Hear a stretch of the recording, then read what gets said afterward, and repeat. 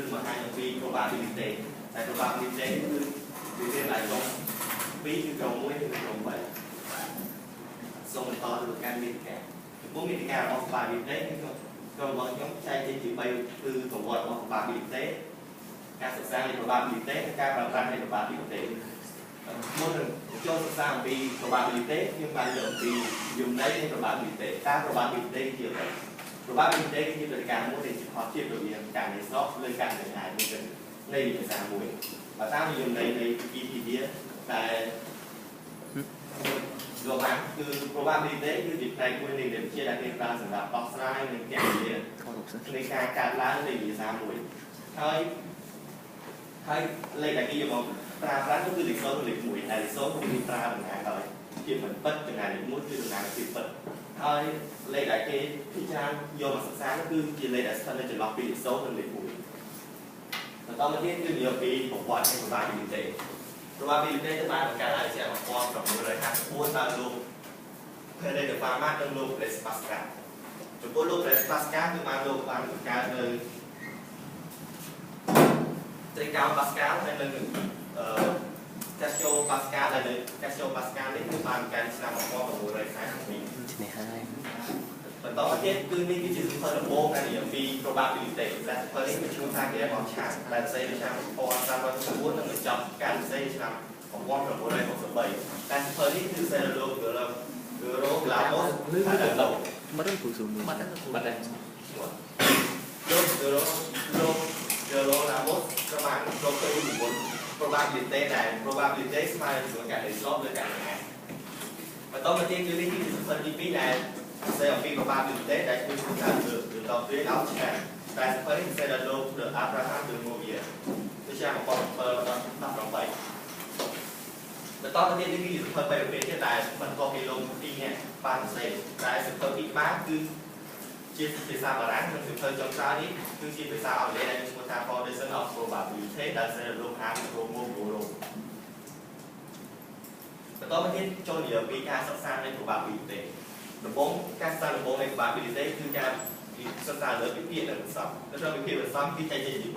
មានតម្រៀបបន្សំនិងចម្លាស់ចំពោះតម្រៀបនិងចម្លាស់គឺវាមានលក្ខណៈវិទ្យាសាស្ត្រវាគិតលំដាប់ចំណែកបន្សំគឺវាលក្ខណៈខុសគេដោយសារតែវាមិនគិតលំដាប់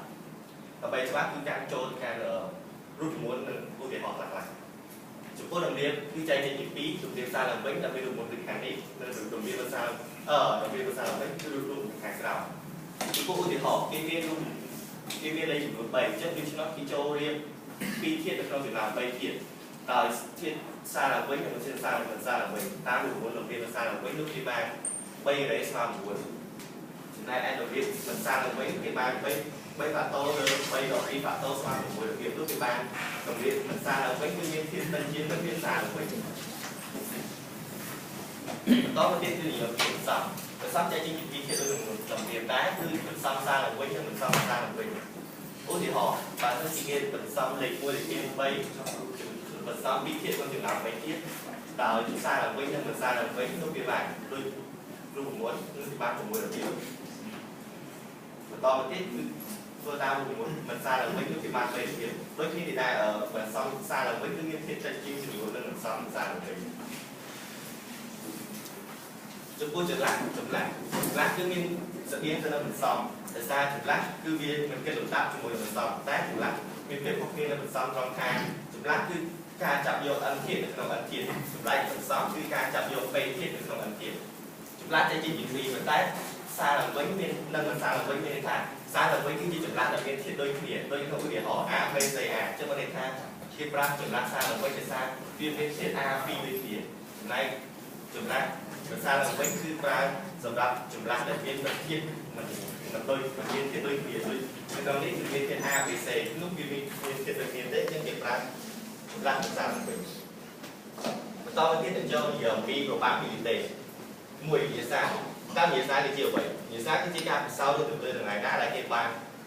ពុំអាចដឹងមុនលទ្ធផលជាលក្ខឧទាហរណ៍នេះជាការបោះរកកន្លះអញ្ចឹងយើងមិនអាចដឹងថាតើបោះរកកន្លះហ្នឹងបានលេខ1លេខ2ឬក៏លេខប៉ុន្មានទេអញ្ចឹងការបោះរកកន្លះនេះហើយគឺជាវិទ្យាសាស្ត្រពីសកលគឺជាចំនួនបរិការនៃការឡើងក្នុងវិទ្យាសាស្ត្រមួយឧទាហរណ៍ក្នុងការបោះកាត់នេះអញ្ចឹងបោះរកកន្លះវាអាច ជាលេខ1លេខ2លេខ3លេខ4រហូតដល់លេខ6អញ្ចឹងលេខ1រហូតដល់លេខ6នេះគឺជាសកលនៃការបោះចាក់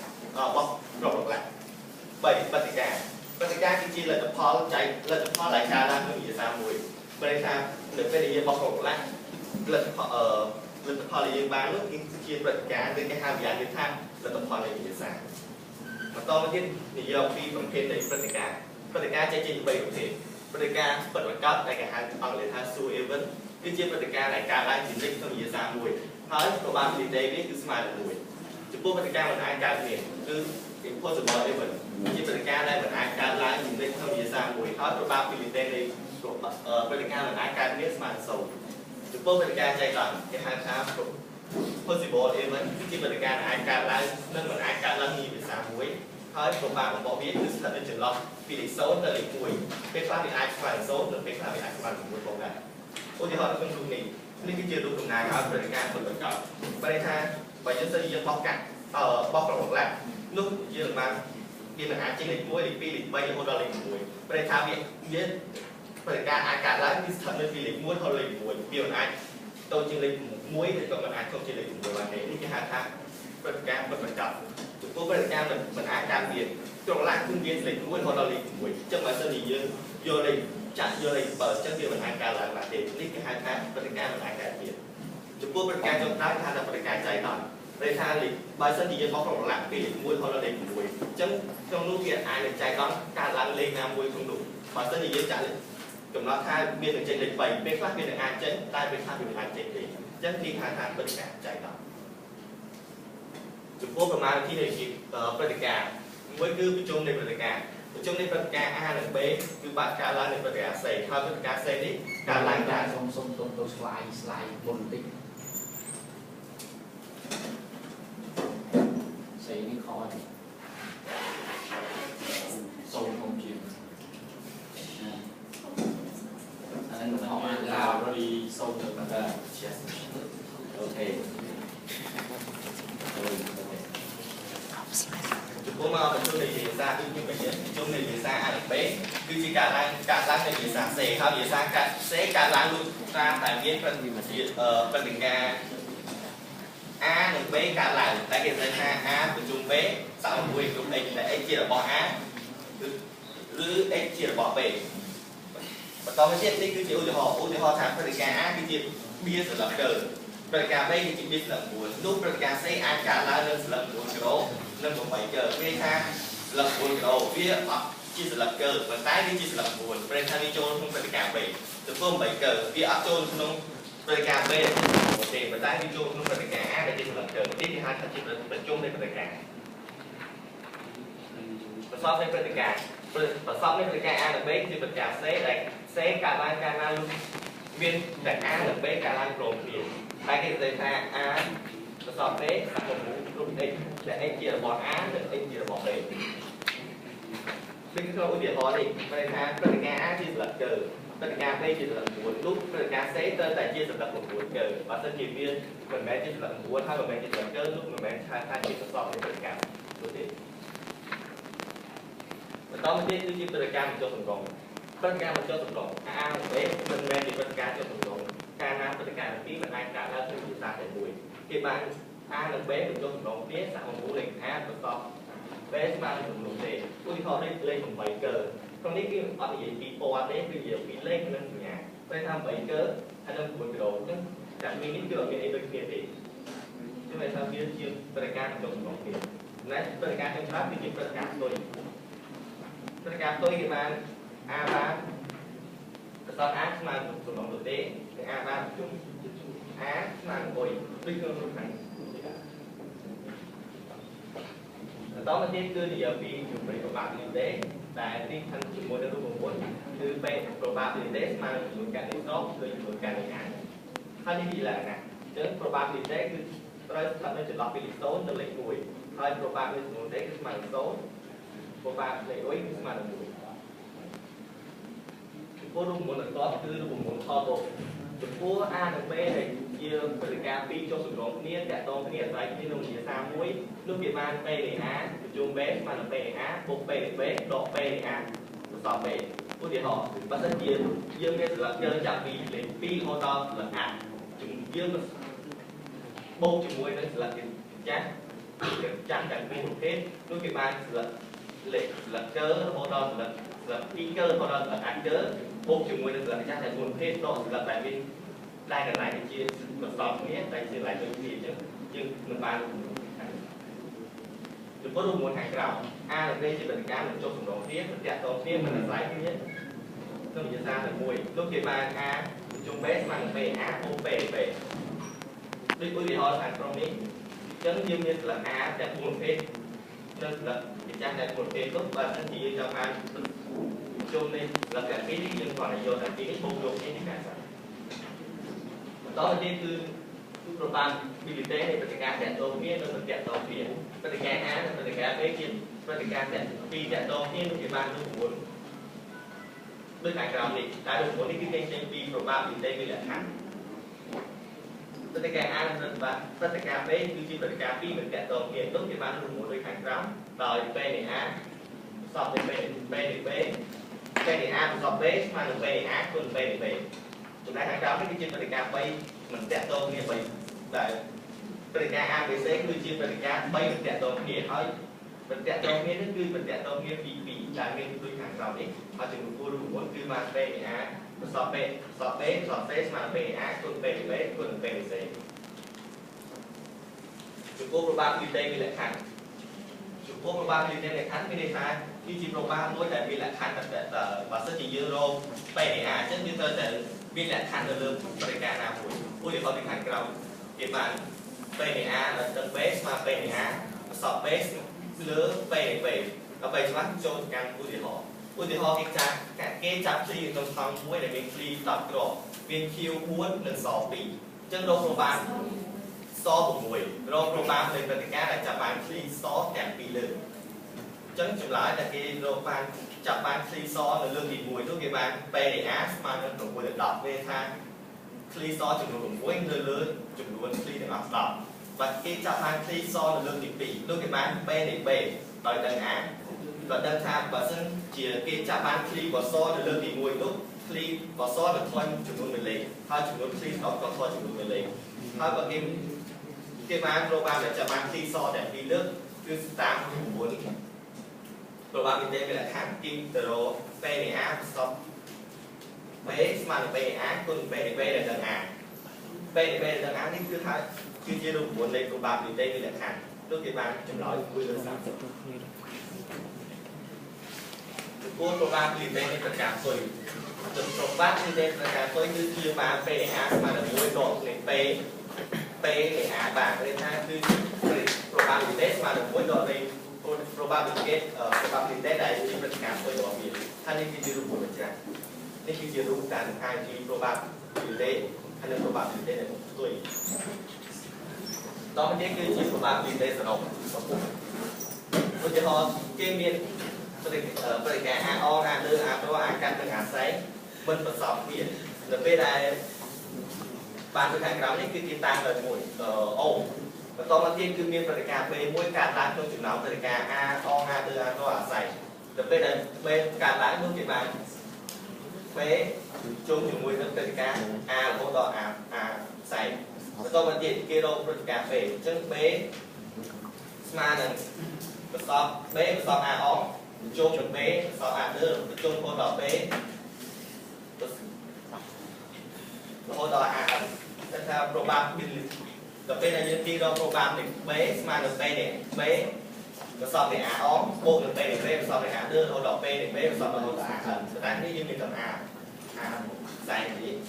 rồi bên đây đủ muốn thì nó đủ muốn cái cứ smart đủ muốn thì như khi đủ muốn dùng hàng rào này tại vì chỉ họ một to nên lúc cái bàn là sự mà thôi đủ muốn hàng rào thì chỉ có 3 vị để sử dụng và có món cứ nhiều vị tôi sẽ bảo vậy chút biết cái chế đủ muốn tôi sẽ qua vậy và ta để xa đủ muốn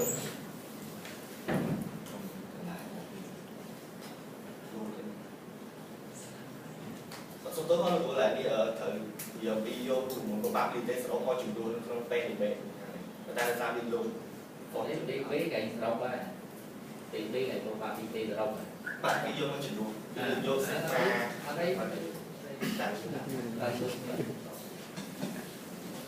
បន្តមកទៀតគឺជាពីឧទាហរណ៍ម៉ាស៊ីន A B C នឹងផលិតបន្ថយពីគ្នាហើយក្នុងម៉ាស៊ីន A ផលិតបាន50%ម៉ាស៊ីន B បាន30%និងម៉ាស៊ីន C បាន20%គេដឹងថាបន្ថយតែផលិតតាមម៉ាស៊ីន A គឺមានខូច3%ម៉ាស៊ីន B ខូច1%និងម៉ាស៊ីន C ខូច4%ដូចគ្នាអញ្ចឹងគេឲ្យចូលរកប្របាកនៃម៉ាស៊ីនដែលមានវត្ថុខូចខក្នុងចំណោម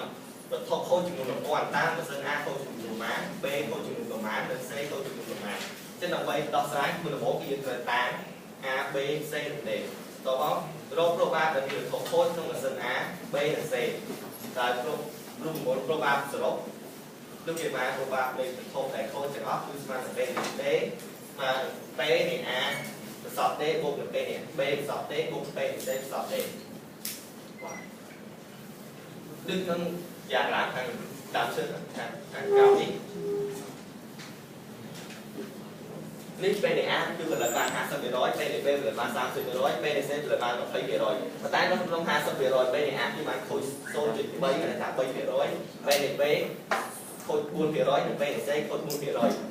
ដោយលោកគេបានរួមមុនពេលនៃ A បន្សល់ D ស្មើនឹងពេលនៃ A គុណនឹងពេលនៃ D ដល់ទាំង A បន្តមកទៀតគឺការរកចម្លើយនៃវត្ថុខូចដែលផលិតដោយម៉ាស៊ីន A នោះគេបាន P នៃ A បន្សល់ D ស្មើនឹង P នៃ A គុណនឹង P នៃ D ដល់ដល់ A ដល់ P នៃ A គឺជាចំនួនដែលម៉ាស៊ីន A ផលិតបានស្មើនឹង 50% ស្មើនឹង 0.5 ចំពោះវត្ថុដែលខូចក្នុងម៉ាស៊ីន A គឺស្មើនឹង 3% ស្មើនឹង 0.3 នោះគេបានផុសគុណនៃ2ស្មើនឹង 0.15 ស្មើនឹង 1.5% ប្រែថានៅក្នុងម៉ាស៊ីន A គឺមានខូច 1.5% ហើយដូចគ្នាទៅនឹងម៉ាស៊ីន B ផ្សេងគឺធ្វើដូចគ្នាបន្តមកគឺយក B និង B គឺស្មើនឹងវត្ថុខូចក្នុងម៉ាស៊ីន A បូកនឹងវត្ថុខូចក្នុងម៉ាស៊ីន B និងបូកវត្ថុខូចក្នុងម៉ាស៊ីន C នោះគេបាន 0.035 បានន័យថានៅក្នុងម៉ាស៊ីនទាំងអស់គឺ 3.5% គឺត្រូវខូចគឺជាផលិតផលដែលខូចនៃម៉ាស៊ីនខូច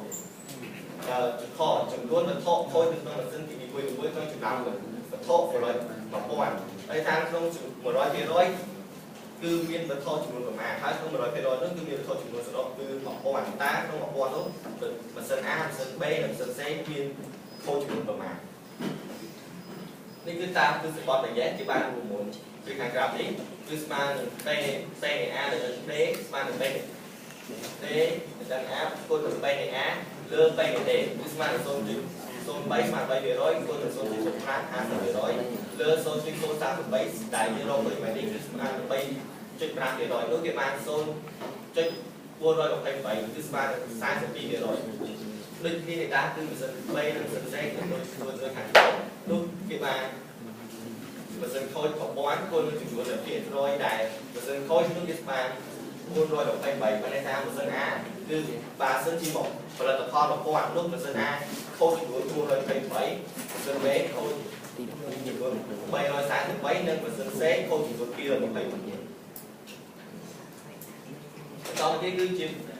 បំណែកចែកព្រោះបាទអត្ថេចែកដល់គឺជាអត្ថេដែលជាប់ពីចំនួន1ទៅនឹងធាតុនីមួយៗលើលំហសម្ងាត់ហើយមានផលពុកចម្លៃប្របាកពីទេស្មើ0ឧទាហរណ៍ថាគេបោះកាក់2ស្មើសាច់ទេគេដឹងថាកាក់គឺមានប្របាកវាស្មើនឹង1ពី2ហើយបើគេបោះកាក់តែ2លើជាផ្នែកការបញ្ជាក់ទៅគ្នានោះគេបានប្របាកនៅខាងក្រោមប្របាកនៃផ្នែកការដែលបញ្ចេញពុកសោះគឺស្មើនឹង B នៃ D ដោយយក B នៃ D គុណនឹង B នៃ D ស្មើនឹង 0.5 ទៅនឹង 0.5 នឹងវាបាន 0.25 បន្តមកទៀតគឺប្របាកនៃផ្នែកការចេញពុកម្ដងស្មើនឹង B នៃខាង T បូកនឹង B នៃ D ខាងភាសាវាចេញពុក2ដងនោះវាបាន 0.5 បូកនឹងគុណនឹង 0.5 បូកនឹង 0.5 គុណនឹង 0.5 គេប្របាក 0.5 ប្របាកនៃផ្នែកការចេញពុកចំនួន2ដងនោះវាបាន B នៃ HH ស្មើដល់ B នៃ HH នេះគឺស្មើនឹង 0.5 គុណនឹង 0.5 នោះគេប្របាក 0.25 ទៅពេលដែលគេកណនីលទ្ធផលហើយនោះគេបានត្រាំខាងក្រោម TT គឺស្មើនឹង 0 TH ស្មើនឹង 1 HT ស្មើនឹង 1 និង HH ពីរគឺបំណែកចែកប្រូបាបដោយបំណែកចែកប្រូបាបគឺជាប្រូបាបដែលជាប់ទៅនឹងចម្លែកមួយនៃអាថេហើយប្រូបាបបំណែកចែកប្រូបាបនេះក៏ជាការសរុបនៃចម្លែក sao đi khang lên đi viên tê tê chỉ có số tê hạt tê muối nên hạt chúng này hàng đó đấy cứ ra sử dụng tê tê hát nên hạt tê trong cái luôn thì bạn số nhiều hạt còn cái cứ điều vi không là cái hạt tê không phải là cái gì cả riêng tốt như để anh nó sẽ thấy cái anh gì thay cái chuyện về chung được buồn ủa thì họ cái bọc cả thì chụp luôn mà nói bằng tay đỏ đó chỉ cần ra là con là cái bọc cả bán ở trong tờ này thì thằng làm đi tại là mua trên đọc ram thì khi hồi đó lên của mua trên đó bằng bảy đó hai sự đầu cả bọc cả chứ sao rồi sẽ thấy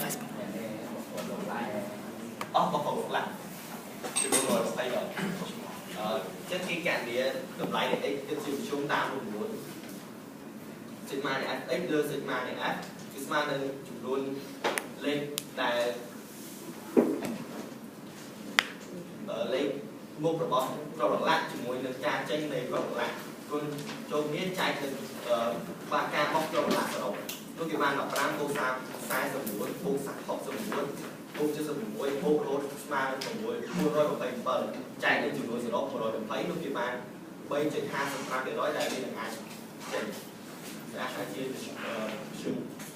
sự không bình định còn cái từ tầm lại thì chúng ta cứ sẽ còn đòi cao và sẽ như bóc cạn chia ra đó thiên viên thời ca tây bị trái chấn viên ập của ca bóc cạn tam càng sao đấy thì nhiều tam cứ sẽ còn ở đơn thang bóc cầu lãng quân viên của mũi chấn và sân chiều lịch mũi từ proba biết mà của lừa của mũi cho nên thang lịch mũi là lịch của mũi từ proba biết mà lịch mũi đưa lịch của mũi này họ nước kia mà sigma này ấy quân là một bé sigma là mũi quân là mũi lừa của mũi đi quân là mũi là mũi to của mũi quân là mũi lừa của mũi lúc kia mà một thành mũi lừa của mũi sigma là bay chữ mũi tam thì ca sao hay đơn ca tam thì như thế bắt cứ miên khiếp đôi kia là còn là không thì tôi tính là ta cam thì sáu cứ miên khiếp chữ yên và nó chỉ vô bóc chặt đi bọc quan đó được đâu mà bởi đó đến cứ miên là hai sigma là cứ xoay bàn này sau mấy cái giới sọt tôi bay cho 587 chân đi không kia không bay về rồi chúng mình sẽ xử bọn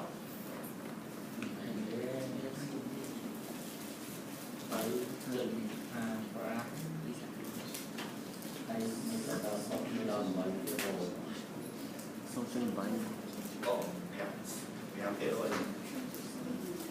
vừa đi bay cho hạt bay 527 kia rồi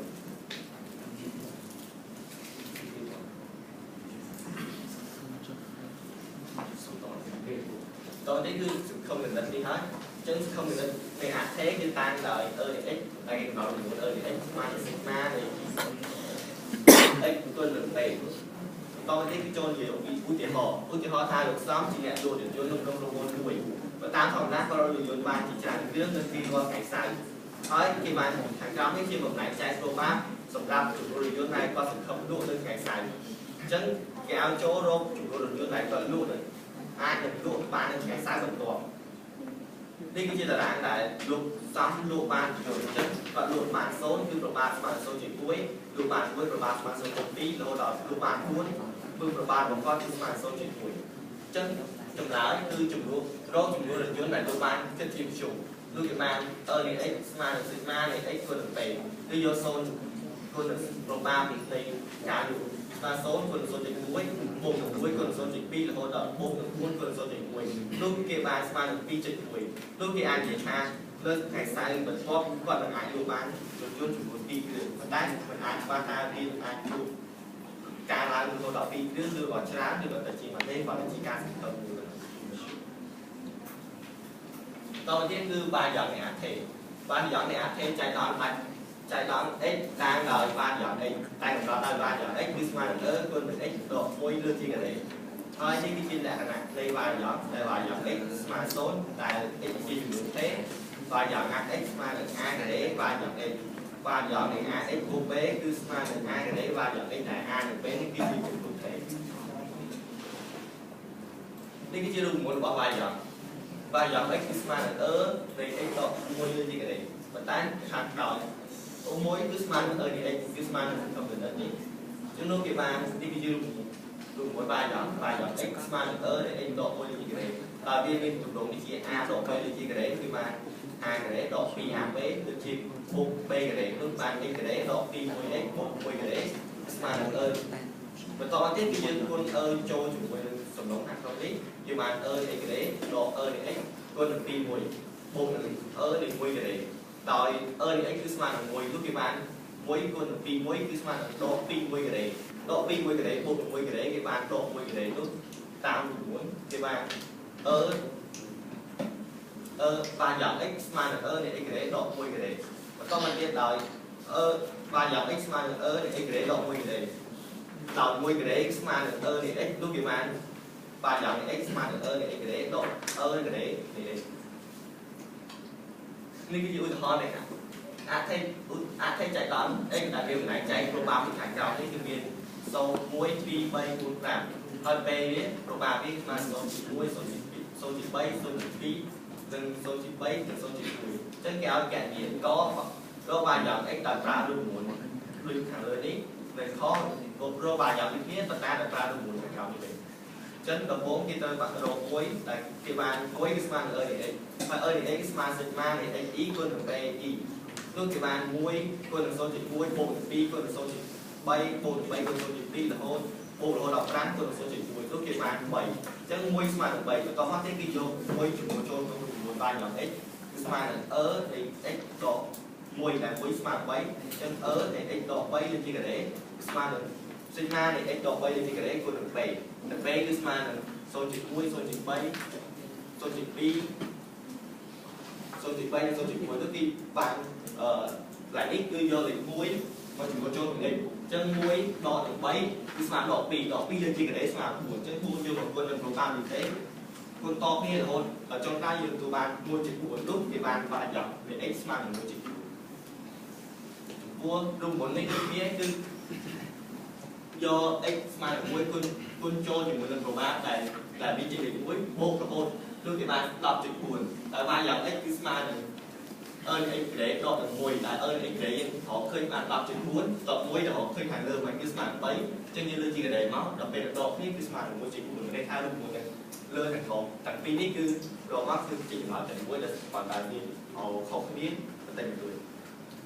បន្តមកទៀតគឺជាលំហាត់អនុវត្តគេបោះកាក់4ដងដែលចៃដន្យអញ្ចឹងចូលកណនីសង្គមបណ្ឌិតនៃការបោះកាក់4ដងខ2ចូលកណនីបានយកនៃការបោះកាក់4ដងខាងលើនេះដល់ចុងក្រោយលេខ3កណនីគំនិតគំរូនៃការបោះកាក់នៅពេលដែលបោះកាក់យើងអាចសរសេរជាមេធានដូចខាងក្រោមនេះហើយយើងទទួលបានបោះចំនួន10ឃើញនៅសិនបើសិនជាយើងសេតាមនេះគឺបានត្រឹមតែសម្រាប់ទេបើសិនជាយើងបោះជាងនឹងយើងអាចចេះតាមនឹងបានទេអញ្ចឹងយើងត្រូវធ្វើពីមួយទៀតគឺត្រូវការបាសកាប៉ុន្តែត្រូវការបាសកានេះក៏អត់អាចសរសេរបានច្រើនដែរព្រោះដោយសារវាត្រូវសរសេររៀងពីទទួលទៅធំអញ្ចឹងបន្តមកទៀតគឺសិបទ្វេធាចំពោះទ្រឹស្ដីទ្វេធានេះទោះបីជាយើងបោះកាក់100ដងក៏បានពីយើងអាចរកឃើញដូចគ្នាដែលប្រើរូបមន្តដូចខាងក្រោមនេះនៅពេលដែលយើងប្រើរូបមន្តទាំង mating តាមឈើទាំងរូបមន្តនៃការបាស្កាលហើយនឹងទ្វេធានោះគេបានរូបមន្តគេបានខាងក្រោមនេះហើយនៅពេលដែលគេកែនេះ0គឺស្មើនឹង 0.0625 1ស្មើ0.25 2ស្មើនឹង 0.375 រហូតដល់4ស្មើនឹង 0.0625 ហើយបន្តមកទៀតគឺយើងរកសង្ឃឹមគណិតរបស់វាសង្ឃឹមគណិតស្មើនឹង sigma នៃ x គុណនឹង p ដែរឬក៏នៃ x នេះស្មើនឹង sigma នៃ x គុណនឹង p e ដែល x ដែល e ស្មើនឹងពី0រហូតដល់ n ហើយចំពោះនេះគឺនៃ x ស្មើនឹង x0 គុណនឹង p0 បូករហូត x កាត់គុណនឹង p កាត់នោះ x0 គឺស្មើនឹង1 p0 គឺស្មើនឹង 0.00626 តាមតារាខាងលើដល់ពេលដែលយើងគុណហើយបូកចូលគ្នាគឺចំកើគឺបានចម្លើយស្មើនឹង2នោះសង្ឃឹមគណិតយើងគឺស្មើនឹង2បន្តមកទៀតគឺការរកបាយយ៉ងដល់ដឹងថាសង្ឃឹមគណិតយើងស្មើនឹង2នោះហើយរូបមន្តបាយយ៉ងគឺស្មើនឹងនៃ x ដក1លេខជាកន្លែងដោយបាយយ៉ង x ស្មើនឹងនៃ x ដកបាយ1ដែល1យើងស្មើនឹង2លេខជាកន្លែងនោះគឺបានរូបមន្តនៅខាងក្រោមគឺយក0ដក2លេខជាកន្លែងតែដក2លេខជាកន្លែងគឺស្មើនឹង2 គឺស្មើនឹង4គុណចូលជាមួយនេះបុករហូតទៅដល់2លេខជាកន្លែងគុណនឹង0.6ដល់25ព្រោះគេបានចម្លើយគឺស្មើនឹង1តែថាបានចំវាគឺស្មើនឹង1បន្តទៅទៀតគឺជាវិធីទី2គឺធ្វើដូចគ្នាតែចម្លើយវាគឺស្មើនឹង1ដូចគ្នាហើយចុងក្រោយនេះគឺការកណនីកម្រិតគំរូនិងកម្រិតស្តង់ដារដោយកម្រិតគំរូគឺស្មើឬនៃបាចំ x បាចំ x ស្មើ1នោះគឺបានកម្រិតគំរូស្មើនឹងឬ1គឺចម្លើយគឺស្មើនឹង1ឥឡូវនេះខ្ញុំជម្រាបពីការសិក្សាអស់ហើយនេះចូលបន្តគឺការប្រើប្រាស់នៃ probability ជាលទ្ធផលនៃការរកឃើញនៃ probability នេះគឺទីច្រើនគេប្រើប្រាស់ដូចជាក្នុងអាជីវកម្មការជាតភាពនយោបាយសេដ្ឋកិច្ចនិងគ្រោះថ្នាក់ផ្សេងៗហើយបន្តទៀតខ្ញុំមានរូបភាពដើម្បីបង្ហាញពីតើគេប្រើប្រាស់ probability ក្នុងវិស័យអ្វីខ្លះមួយការប្រើប្រាស់ probability ក្នុងវិស័យសងសំណាងគឺជានៅក្នុងកាស៊ីណូឬក៏លេងតាមកន្លែងមួយចំនួនគឺទីច្រើនសម្រាប់អ្នកចេះ probability គឺប្រើវាក្នុងការលេងល្បែងសងសំណាងតែយើងអត់ចេះយើងអត់ទៅធ្វើដែរបន្តទៀតគឺជាការប្រើប្រាស់ probability សម្រាប់ការកាត់សេចក្តីគឺអត់ទេឃើញថាពេលមុននឹងលេងបានលេងអ្វីក៏ដោយទីត្រូវបោះកាត់បើថាយកខាងមុនឬក្រោយពីមិនអញ្ចឹងគឺត្រូវការចាត់ឆ្នោតដើម្បីបង្ហាញថាតើក្រុមណាបង្ហាញមុននិងក្រុមណាបង្ហាញក្រោយអញ្ចឹងគឺគេប្រើប្រាស់ probability ហើយ probability គឺស្មើនឹង1ជា2បន្តមកទៀតគឺនិយាយពីការប្រើ probability ក្នុងការព្យាករណ៍នៃភាគរយដែលអាចស្លាប់ខ្លួនចំពោះការព្យាបាលជំងឺដែលមានការដាក់ធ្ងន់ធ្ងរការមានកាត់និងការបង្កើតកូនគឺច្រើនគេប្រើ probability ដើម្បីគាត់ឲ្យដឹងថាតើការភាគរយដែលរស់ប្រមាណភាគរយហើយការភាគរយដែលស្លាប់នោះមានប្រមាណភាគរយបើសិនជាភាគរយដែលស្លាប់ច្រើនគឺវាមានលក្ខណៈតាមក្នុងការវាកាត់ទីកុំបន្តទៅគឺការប្រើប្រាស់ probability សម្រាប់ព្យាករណ៍ភាគរយនៃគ្រោះថ្នាក់ចរាចរណ៍និងគ្រោះធម្មជាតិអញ្ចឹងនៅពេលក្នុងប្រទេសមួយដែលបើសិនជាប្រទេសនោះមានគ្រោះថ្នាក់ធម្មជាតិច្រើនឬក៏មានគ្រោះថ្នាក់ចរាចរណ៍ច្រើនគេប្រើ probability ដើម្បីជាកទុកថាតើនឹងមានប្រមាណភាគរយជួបនឹងគ្រោះថ្នាក់ចរាចរណ៍ហើយប្រមាណភាគរយជួបនឹងគ្រោះធម្មជាតិក៏បង្ហាញតមកទៀតគឺជាការប្រើប្រាស់ probability សម្រាប់ព្យាករណ៍នៅក្នុងវិស័យដូចនៅក្នុងសង្គមแบบនេះគឺការព្យាករណ៍នៃដុល្លារណាអាចលោកសំអាចយកបានអញ្ចឹងគេអាចប្រើប្រាស់នេះក្នុងការ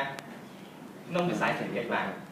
បន្តមកទៀតគឺការប្រើប្រាស់ probability សម្រាប់ព្យាករណ៍ក្នុងនយោបាយហើយបែបនេះគឺការប្រើប្រាស់ probability សម្រាប់ការដាក់ធានារ៉ាប់រងអញ្ចឹងមុននឹងការដាក់ធានារ៉ាប់រងគឺការខាងធានារ៉ាប់រងនេះគេសិក្សាអំពីយើងតើថាយើងនឹងមានអ្វីខ្លះដូចជាការធានារ៉ាប់រងជីវិតធានារ៉ាប់រងសុខភាព business គឺតប្រសម្បត្តិផ្សេងៗអញ្ចឹងមុននឹងគេដាក់ធានារ៉ាប់រងគេពិចារណាគេសួរអំពីយើងហើយគេគិតជា probability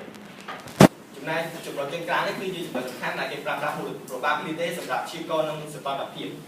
ហើយខ្ញុំមានរូបមន្តមួយដែលនិយាយពីការព្យាករណ៍សីតុណ្ហភាពនៃទឹកភ្លៀងដែលរូបមន្តនេះគេហៅថាបបគឺស្មើនឹង C គុណនឹង A ដែល C គឺជាភាគរយដែលអ្នកព្យាករណ៍គិតថានឹងភ្លៀងហើយ A គឺជាភាគរយដែលត្រូវទទួលទឹកភ្លៀងគឺថាជាតំបន់ដែលត្រូវទទួលទឹកភ្លៀងបើសិនជាមានភ្លៀងតាមតំបន់នោះមានទទួលទឹកភ្លៀងប្រមាណភាគរយចឹងឧទាហរណ៍ខាងក្រោមនេះជាលក្ខណៈជាតំបន់អ្នកព្យាករណ៍គេថា 50% គឺមានភ្លៀងហើយមានភ្លៀងនោះប្រហែលជា 80% ភ្លៀងនៅតំបន់នោះចឹងគេបានរូបមន្តបបស្មើនឹង 50% គុណនឹង 80% នោះគេបាន 40% បើន័យថាវានឹងអាចភ្លៀង 40% នៅតំបន់នោះហើយនេះគឺជាឯកសារដែលពួកខ្ញុំបានដកផ្សំចេញពីយកមកបង្ហាញដល់អ្នកនរជាចុងក្រោយសូមអរ